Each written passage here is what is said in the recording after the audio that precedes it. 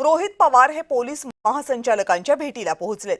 अजित पवार यांच्या विमान अपघात प्रकरणी पोलीस महासंचालकांची ही भेट रोहित पवार घेत आहेत। 0 FIR बाबत रोहित पवार माहिती घेणार आहेत। रोहित पवार हे पोलीस महासंचालक सदानंद दाते यांच्या भेटीसाठी पोहोचलेत।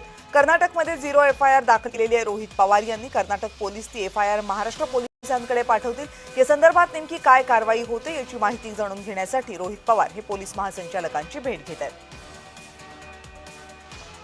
या संदर्भातली माहिती ज्योत्स्ना गंगणे आपल्याला देत आहेत। ज्योत्स्ना, अगदी बरोबर आहे। आपण बघतोय की आमदार रोहित पवार जे आहेत ते राज्याचे पोलीस महासंचालक सदानंद दाते यांच्या भेटीसाठी डीजी ऑफिस मध्ये त्यांचं जे मुंबईमध्ये मुख्यालय आहे तिथे पोहोचलेले आहेत।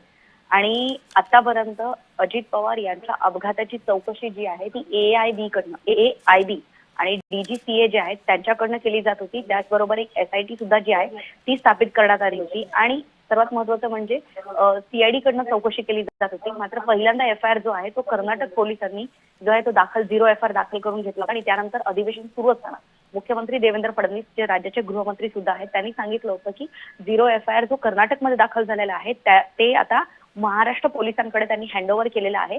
आणि आता महाराष्ट्र पोलिसांकडे जो 0 FIR कर्नाटक पोलिसांनी हँडओव्हर केलेला आहे त्याच्यामध्ये आतापर्यंत महाराष्ट्र पोलिसांनी कोणत्या नेमक्या कारवाई केलेल्या आहेत, कोणत्या प्रकारची टीम गठीत केलेली आहे, इथून पुढे महाराष्ट्र पोलीस अजित पवार यांच्या अपघाताबाबत कशी चौकशी करणार आहेत या संदर्भातली माहिती घेण्यासाठी रोहित पवार जे आहेत ज्यांच्यामुळे हा FIR दाखल झाला होता ते आता महाराष्ट्राचे DG जे आहेत पोलीस महासंचालक सदानंद दाते यांच्या भेटीसाठी पोहोचलेले आहेत। या ठिकाणी रोहित पवार जे आहेत ते महाराष्ट्र पोलिसांकडनं माहिती घेतील की आतापर्यंत अजित पवार यांच्या अपघात प्रकरणामध्ये कोणकोणती कारवाई महाराष्ट्र पोलिसांकडनं करण्यात आलेली आहे आणि कोणती टीम गठीत करण्यात आलेली आहे। काही गोष्टी ज्या आहेत त्या प्रत्यक्षरित्या पोलीस पण जे आहेत ते लोकप्रतिनिधींना सांगत नसतात, मात्र या प्रकरणामध्ये जे आहे ते कुठपर्यंत कारवाई करण्यात आलेली आहे अशा प्रकारची माहिती घेण्यासाठी आमदार रोहित पवार DGंना भेटायला गेलेले आहेत। यानंतर रोहित पवार जे आहेत ते प्रसारमाध्यमांशी बोलतील आणि माहिती देतील, म्हणजे मीडियाशी बोलताना सांगतील की FIR जो आहे त्याच्या संदर्भात पोलिसांनी आतापर्यंत नेमकी कोणती कारवाई केलेली आहे।